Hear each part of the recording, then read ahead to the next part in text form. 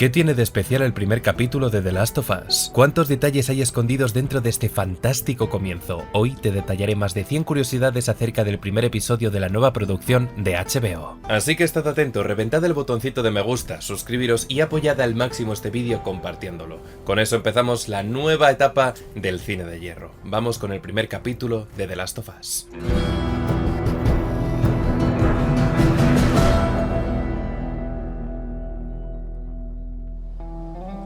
El título de este primer capítulo, Cuando te pierdas en la oscuridad, es una referencia directa al lema que posee el grupo de los Luciérnagas y que incluso responde a la conclusión de la introducción del primer videojuego. Cuando estéis perdidos en la oscuridad, buscad la luz.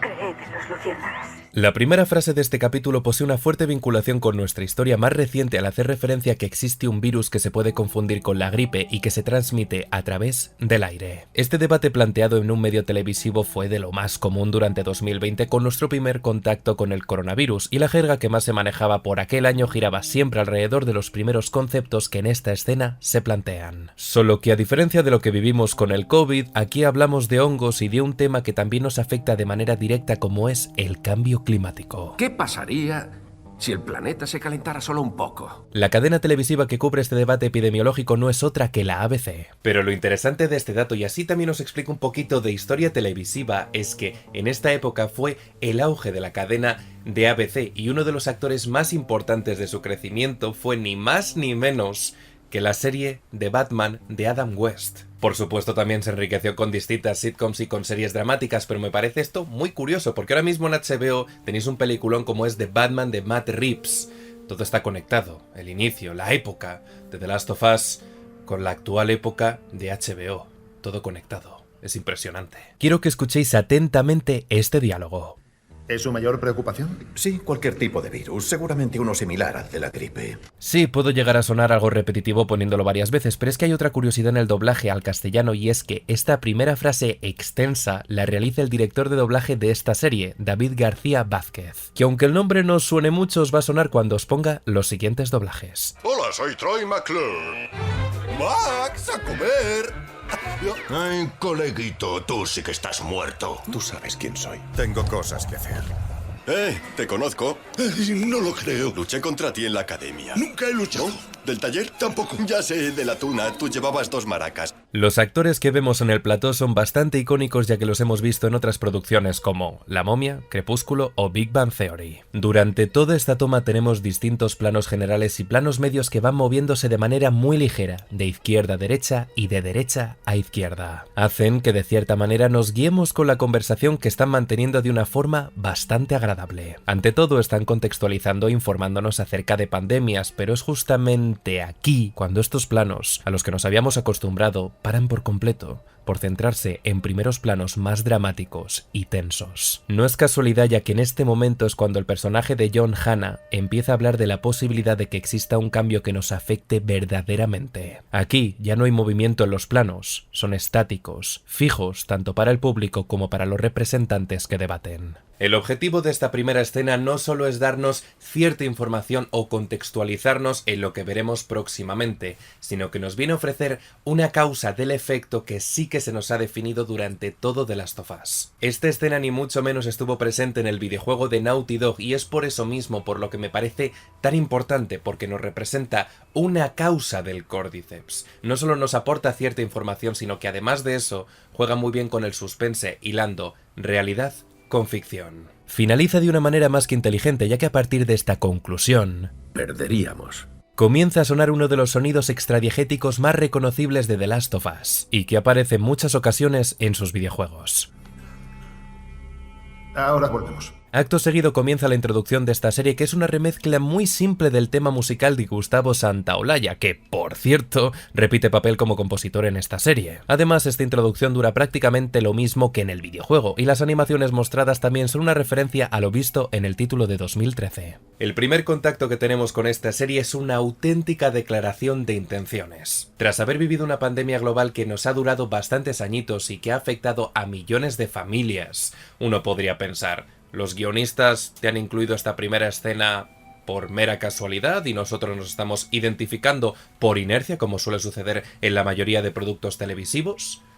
¿O quizás es que han tenido la intención de hacerte un poquito de pupa y que te sientas verdaderamente identificado. Y sí, según sus creadores lo que se buscaba ni más ni menos era generar una rápida e impactante identificación. Creamos la primera escena para dejar claro que sabemos que la pandemia ha existido. La gente es lista. Antes no sabían nada de pandemias, pero ahora sí. Ahora todos somos epidemiólogos amateurs. Queríamos reconocer eso para luego decir, vale, puede haber algo peor. Nos ubicamos ahora en el año 2003. Con la introducción se ha realizado un elipsis temporal de 35 años. Y ahora lo primero que vemos en este nuevo tiempo presente es una ventana con sus correspondientes cortinas. Un detalle visual que para la mayoría de espectadores va a pasar completamente desapercibido, pero no para los que somos hardcore fans de The Last of Us. Nosotros vemos una cortina y decimos, referencia de The Last of Us. Una cortina, The Last of Us. Este elemento tiene bastante importancia dentro de la narrativa de los títulos de Naughty Dog, tanto al principio como al final de sus propuestas. Existen vinculaciones a lo que simbolizan estas ventanas. En este caso podríamos hablar tanto de una referencia a los videojuegos, un paralelismo a cómo corre el aire después de que los epidemiólogos informasen de cómo es el virus que se propaga a través de este medio, o cómo existe una calma que precede a la tempestad.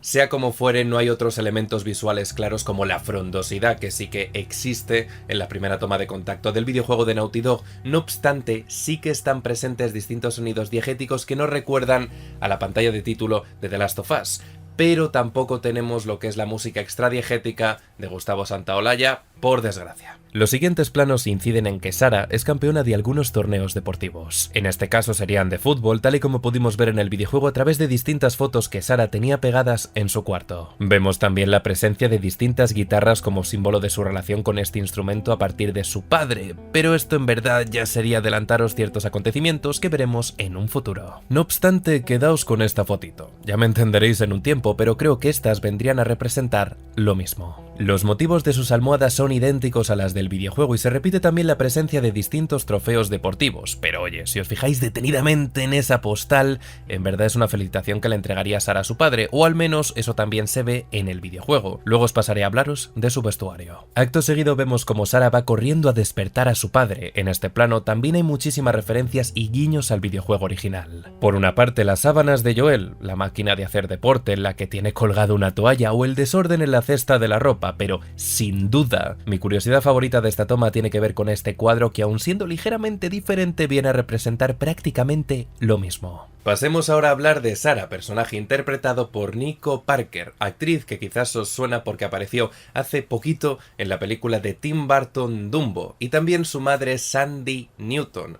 una actriz bastante reconocida que seguro que habéis visto en la serie de HBO Westworld. Hija y madre están conectadas por HBO. Todo está conectado. Por cierto, ¿os habéis fijado en su doblaje? Eso ya lo sé yo, pero eran para mí. Vitaminas. 8 llamadas perdidas. ¿Dónde rayos estás? Llámame. Ay, ya voy. El personaje de Sarah está interpretado por Cristina Juste, que estoy seguro que habéis escuchado en otras tantísimas producciones. Yo quería algo electrónico, pero el director dice que los cepos son más humanos. Solo lo hice para que despertara en ti el poder de caos. Kiyomaru, ¿ya te vas a casa? Hola, me llamo Aura y tengo 10 años. Estoy tan orgullosa de ti y de todo lo que has hecho. No me olvidarás, ¿verdad? Lo primero que vemos de Sarah es una acción independiente y de supervisora, en cierta manera de su padre. Tiene un carácter autónomo y esta personalidad la veremos de cierta manera en el personaje de Ellie. Ahora cambia ligeramente su vestuario, haciendo un paralelismo perfecto a la Sarah del videojuego. Su camiseta es idéntica, también lleva distintas pulseras y collares, y cuando lleva su pijama, lleva hasta unos pantalones muy parecidos. Además, en su parte trasera se muestra el que será el recorrido de Joel y Ellie en los videojuegos. La canción que empieza a sonar en la cocina no es otra que White Flag de Dido, una de las artistas más famosas a comienzos del siglo XXI y cuyo temazo salió justamente el 7 de julio de 2003, el mismo año en el que se nos ubica en esta escena. La primera acción que vemos de Joel es servirse un café, y la última que veremos de él en The Last of Us parte 2 será él tomando un café. En la serie su personaje tiene aquí 36 años, pero en el primer videojuego tenía 32. La escena de la cocina es muy especial porque será la primera y la última vez que veremos una reunión familiar acogedora y cotidiana con las personas que más ama Joel.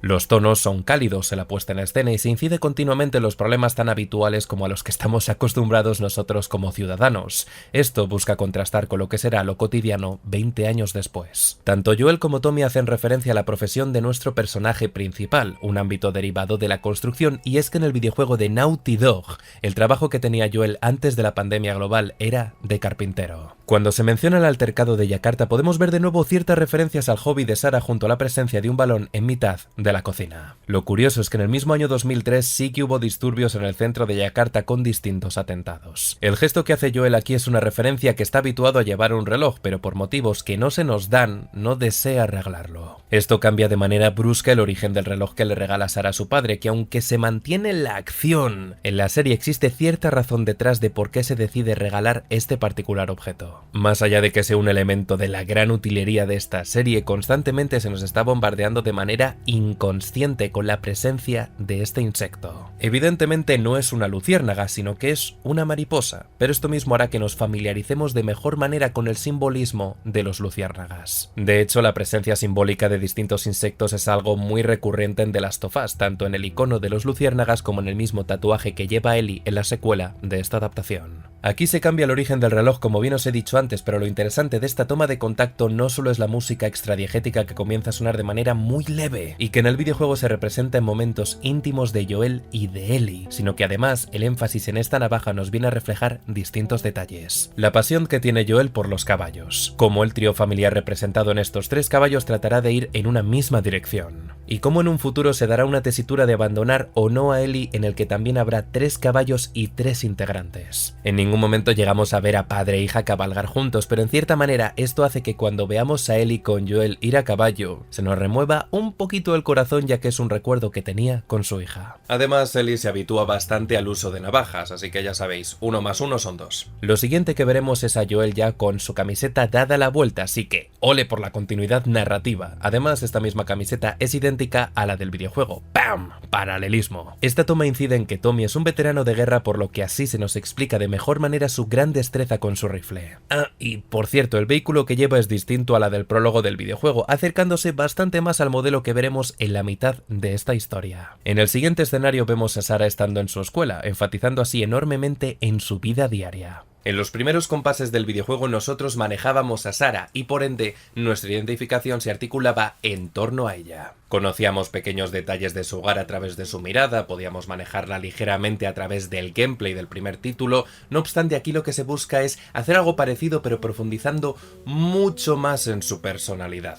¿De acuerdo? Es por eso por lo que el protagonismo de este primer capítulo empieza con Sarah, para que después ceda este mismo protagonismo a su padre. En este cambio de atmósfera se nos ubica aún más en un contexto sociopolítico real con el que podemos sentir una mayor identificación. Es por ello por lo que aparece esta foto de George Bush, antiguo presidente de los Estados Unidos desde 2001 hasta 2009. Es a través de pequeños detalles de la puesta en escena con lo que poco a poco se va a generar un suspense extraordinario. El primero de estos detallitos se ofrece cuando Sarah sufre del reflejo que le provoca un compañero suyo que empieza a tener comportamientos extraños. Pero lo mejor de estos segundos es que el diálogo de la profesora se minimiza para dar mayor fuerza al sonido diegético de su compañero de clase, que además es acompañado por la tos de otros alumnos del aula. Esta tensión finaliza justamente con el timbre del colegio. Tampoco me parece nada descabellado deciros que es un guiño interesante que se nos ubique al comienzo de todo en una escuela, ya que este entorno lo visitarán en un futuro Joel y Ellie y se generará así cierto contraste entre el pasado y el presente. Este recurso estético y narrativo de hacer contrastes entre pasado y presente va a ser algo que se va a utilizar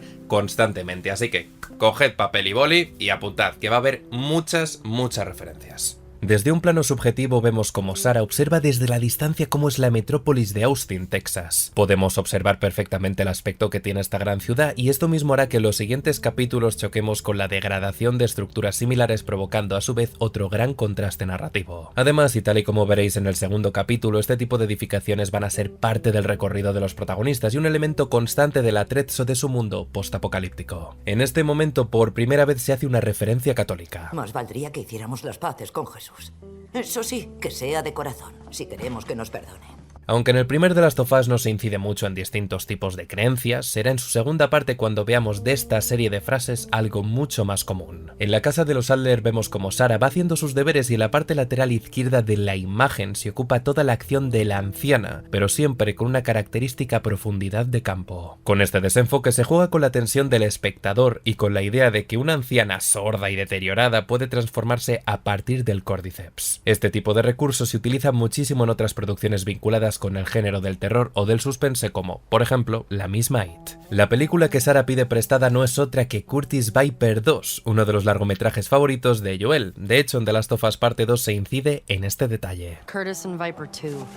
That's the one that's been on my radar for a while. Ese perrete es el próximo ganador del Oscar al mejor perrete de la historia.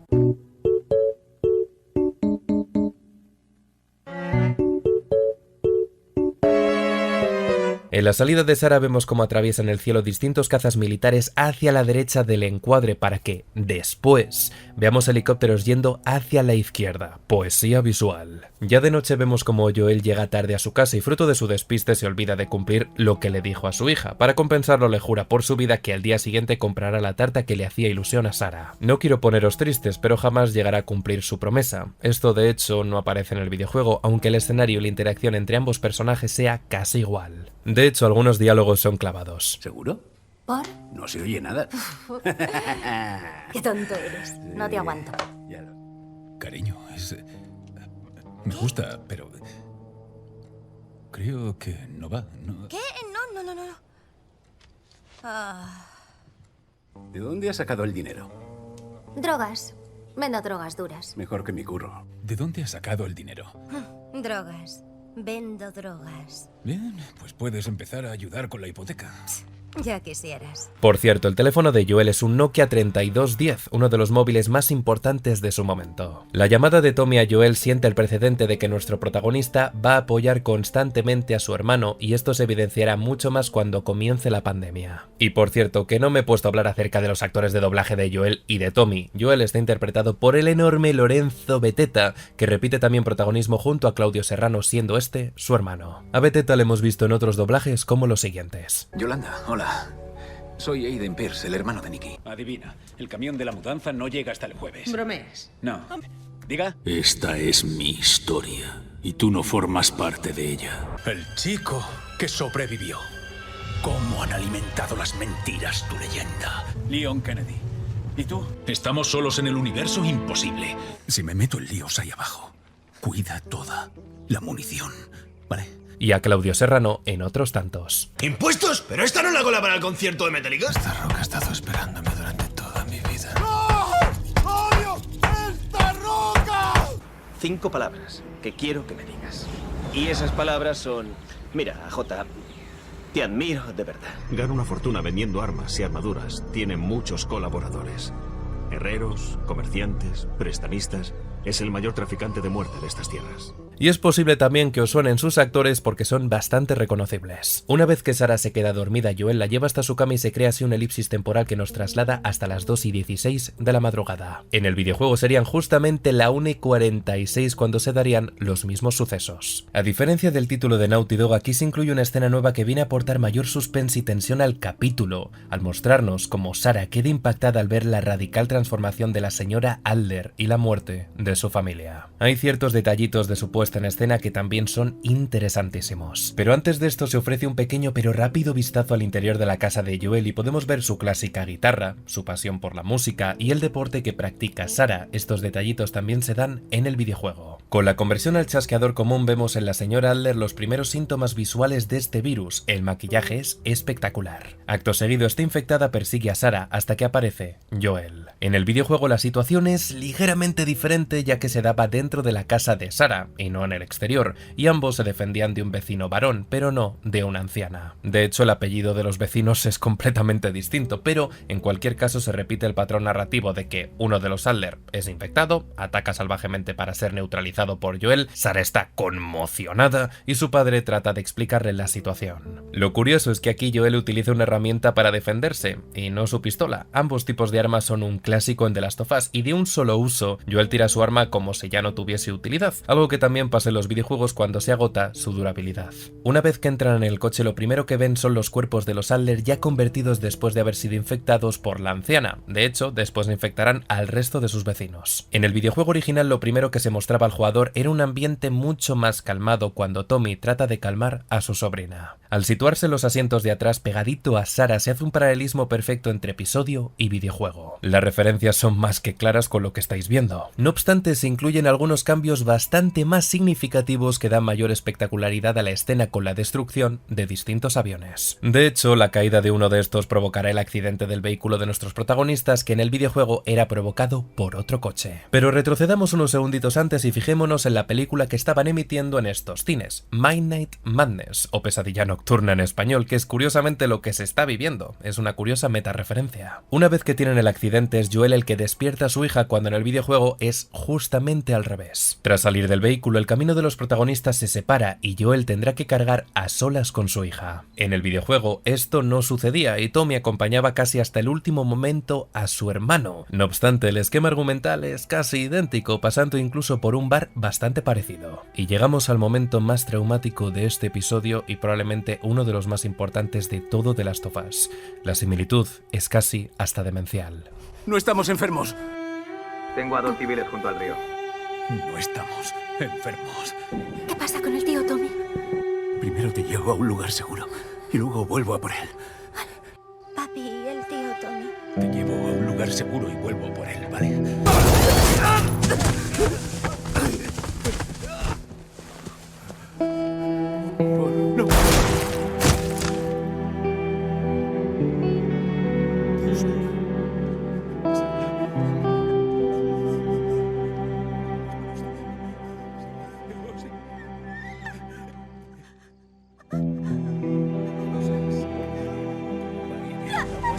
¡Tommy, ayúdame! Joel. Sarah.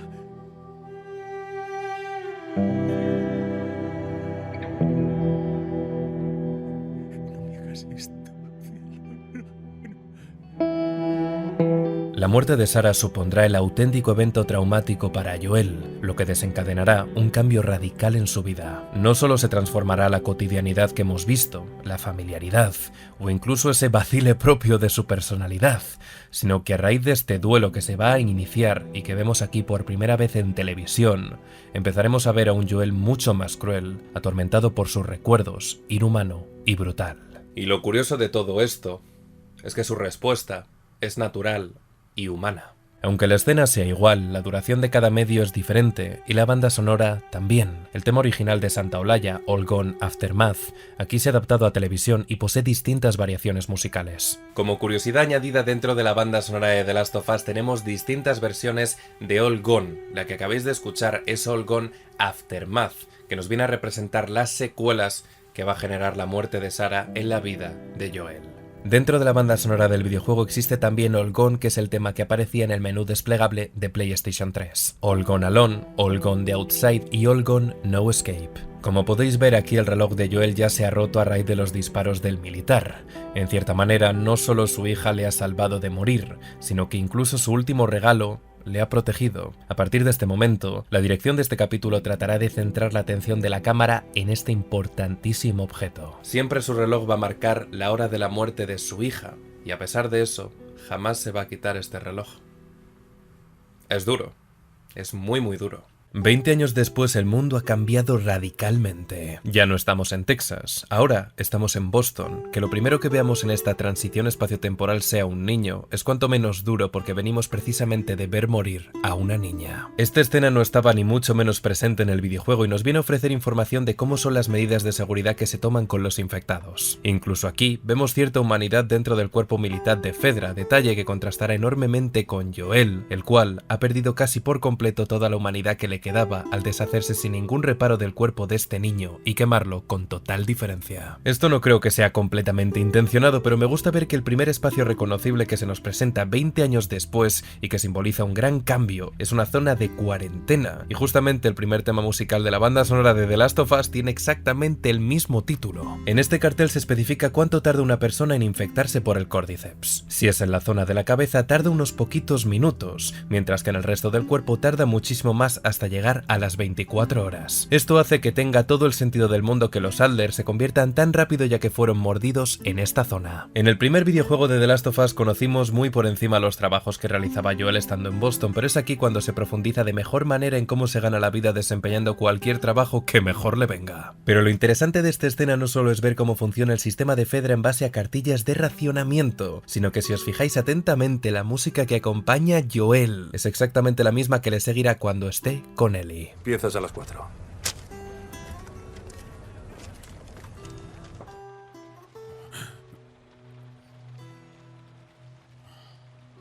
Nada más empezar el videojuego podíamos ver cómo se iban a ejecutar a distintos insurrectos. Aquí se adapta de forma algo parecida, pero cambiándoles el medio con el que se les ejecuta. En este caso, al ser un acto mucho más público, se busca aplacar a la ciudadanía de Boston. El conflicto con los luciérnagas ya empieza a darse a entender tanto por el diálogo de este soldado con Joel como por las distintas pintadas que habrá en la ciudad. Este lema será el de esta milicia revolucionaria y tendrá como objetivo acabar con Fedra, que viene a ser la representación gubernamental más cercana a este mundo postapocalíptico. Además, la ropa que lleva Joel es otro guiñito al videojuego. Acto seguido vemos una nueva escena que nos presenta a los personajes de Tess y de Robert. El doblaje de ambos personajes es también idéntico al del videojuego. Tess está interpretada por Anna Torv, a quien hemos visto realizando auténticos papelones, y su voz en castellano está realizada por Conchi López. Y tú eres exactamente el chico que veo algún día como... nos alegramos mucho de volver a verles, señor y señora Jones. No quiero hablar de mi vida, ni de mi infancia, ni de nada en realidad. ¿Sabes quiénes eran? Sí, mira, eran unos don nadie, no importa. Lo que importa es que el puto Robert los envió. El conflicto con Robert es un poco diferente al del videojuego. En el título de Naughty Dog, Joel y Tess tenían un problema con él por la entrega de una mercancía que no se especificaba muchísimo más, mientras que aquí se especifica que se trata de una batería. Los dos hombres que menciona Tess que le habían dado una paliza en el videojuego son justamente los dos que acompañan a Robert en esta escena. La explosión que se da en mitad de la ciudad es una adaptación libre de lo que se ve al principio del videojuego con sus respectivas diferencias, pero en términos argumentales vienen a representar lo mismo, el conflicto entre Fedra y los luciérnagas. Pasamos ahora a hablar acerca de Ellie, el personaje interpretado por Bella Ramsey, actriz que ha aparecido en otros productos de HBO como la archiconocida Juego de Tronos. No obstante, hace bien poquito Ramsey se declaró como no binaria y de género fluido. En castellano ha sido interpretada por su misma actriz de doblaje, María Blanco. ¡Vaya, son preciosas! Es todo un detalle, hermanito. Entonces me pongo el vestido nuevo que me han comprado y bailo también con todos. En esos momentos es cuando yo me siento la chica más afortunada del mundo y soy feliz. Murió sola, murió por mí y no pude protegerla. Vale, os esperaré aquí mientras me matan. Su aparición inicial es completamente nueva y no estuvo presente en el videojuego, aunque este gestito que hace es un guiño a uno de sus más característicos insultos. Además, su vestuario es igual que los videojuegos, una de cal y otra de arena. Joel ahora llega a una radio de la ciudad saltándose cualquier protocolo de espera. Este escenario es completamente nuevo y aporta un nuevo significado dentro de la narrativa de The Last of Us. Por una parte, vemos que la economía funciona a base de intercambio de bienes, por si no había quedado claro con las cartillas de racionamiento, y dependiendo del valor de cada bien, este puede ofrecer ciertos privilegios. Vemos también una perspectiva desconocida de las consecuencias del Cordyceps y cómo afecta a la estructura social común. Vemos que las radios siguen funcionando, son el medio de comunicación más eficaz de todos, el más demandado como podemos ver, y justamente esta valoración se daba en The Last of Us Parte 2, donde las torres de radio son una parte crucial de su narrativa. Pero aquí hay un cambio muy significativo y es que Joel está preocupado por su hermano, está buscándole, necesita saber información de él. Y en el videojuego esto no pasa, sabremos de lo que le sucede a Tommy tras haber jugado varias horas a The Last of Us. En su habitación comienza a sonar una melodía que seguro que os resulta familiar, y es que se trata de la composición Home de Gustavo Santaolalla, pero ahora se extiende su duración. De entre las cosas que saca que tenía ocultas podemos ver que en realidad son objetos que en el videojuego se utilizan para derrotar enemigos, así que sí, eso que guarda Joel son armas sin munición. Bueno, y ese ladrito de ahí... bueno, no serán botellas, pero es el típico objeto que lanzamos en el videojuego. La degradación de Joel Joel es casi máxima y en el epicentro de su trauma está su hija. Así, cuando cae rendido a su cama ya borracho, lo que escuchamos es cuando pierde a su hija. Así se juega con el estrés postraumático y se evidencia también en el primer videojuego, pero es sobre todo en el segundo cuando se detalla muchísimo más. No obstante, a diferencia de los videojuegos, aquí vemos mucha más cercanía sentimental en esta pareja, cosa que no sucedía tanto en los títulos de Naughty Dog, donde meramente les veíamos como socios. La interacción que después tienen en la cocina es idéntica a la del videojuego, incluyendo distintos diálogos casi calcados. Pero lo que sobre todo diferencia ambos medios es que en uno se incluye a Tommy como tema de conversación y en otro ni mucho menos. Tras esta escena se nos presenta al personaje de Marlene, que está interpretado por la misma actriz que le dio vida en el videojuego original y que ha aparecido en otros productos bastante reconocidos. En español tiene a la misma actriz de doblaje, Ana Esther Alborg. Pedís mi bendición, pero mi respuesta es no.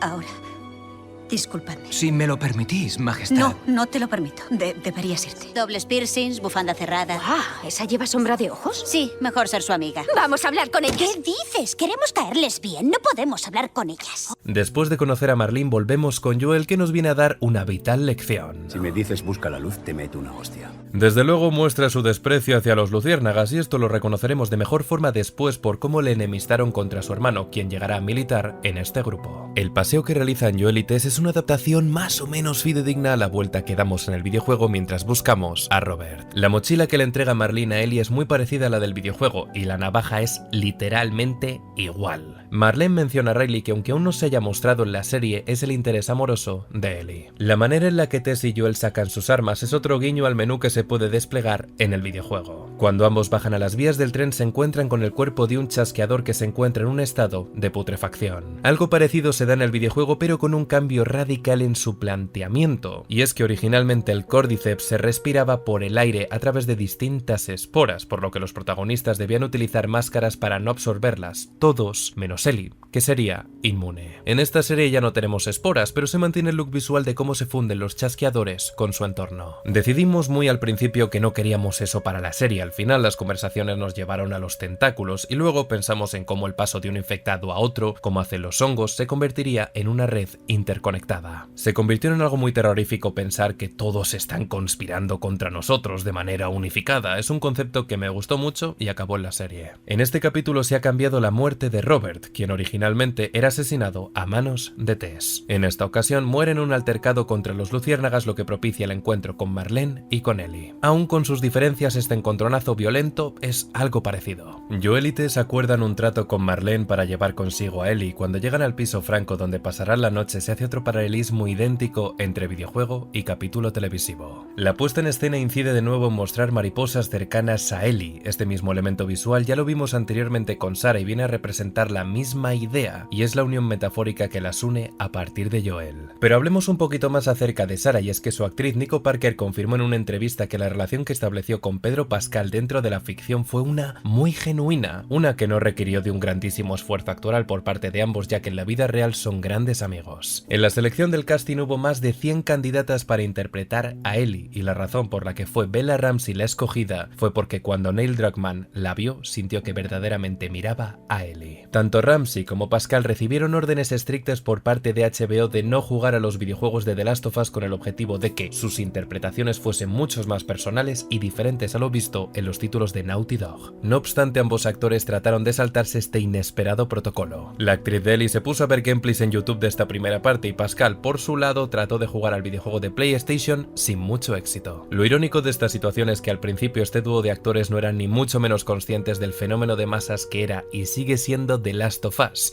El propio Pedro Pascal no había oído siquiera hablar del videojuego hasta que eligieron para su papel. Hay ciertos detalles de esta escena de la que os estaba hablando que son muy interesantes porque la interacción de Joel con Ellie es una muy similar a la que tendría con su Sarah, una niña tomando la iniciativa de la conversación, un Joel que se encuentra supeditado y que incluso llega a responder de manera incrédula porque hasta él le sorprende la personalidad de Ellie. Originalmente este primer capítulo iba a estar dividido en dos partes, justamente terminaría su primera parte en la elipsis temporal del año 2003 al 2023. Pero fue HBO la encargada de convencer a sus directores para que hicieran un primer capítulo que tuviese más de 1 hora de duración. Curiosamente, Druckmann, haciendo autocrítica, se dio cuenta que la decisión tomada por HBO fue sin duda la más acertada, porque al presentar a Ellie y el nuevo contexto en el que se ubica la historia principal, los espectadores iban a estar mucho más enganchados al conflicto central de la serie. La escapada de Joel, Ellie y Tess es una muy parecida en cada medio, pero en el videojuego Joel no mataba a puñetazos al militar, sino que lo hacía con su pistola. No había un único guardia, sino que había 2, y en esta ocasión se añade un flashback para mejorar el efecto dramático y catártico de este primer capítulo. Esta sería de las pocas veces que veríamos una violencia explícita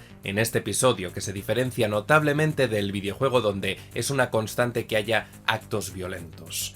Pero esto es algo muy intencionado. Una de las primeras conversaciones que tuve con Neil Druckmann fue sobre cómo la violencia tenía que ser más visceral y especial en esta serie. No podía ser simplemente ruido, en pantalla la violencia se ha de tomar mucho más en serio, por eso la violencia en la serie pega muy fuerte. La canción que suena al final del capítulo es Never Let Me Down Again de Depeche Mode, un single que no por casualidad salió en la década de los 80. El mismo registro que detalla Ellie unos minutos antes como la contraseña secreta de Joel que simbolizaba problemas. Evidentemente nos viene a decir que en el próximo episodio se van a venir bastantes problemitas. En el último plano no solo vemos un tremendo escenario destrozado, sino que se aprecia por primera vez a un buen chasqueador en la parte izquierda de la imagen con su respectivo sonido. Una vez que hayáis terminado el capítulo, habréis notado que gran parte de la producción ha estado destinada a representar de manera fidedigna toda la narrativa de The Last of Us. Evidentemente nada de esto es casualidad, y es que según el mismo Mazin se buscó representar al máximo cada detalle presente en el videojuego. Fue una serie muy complicada de hacer porque es muy grande y porque nos importaba muchísimo. Cada detalle,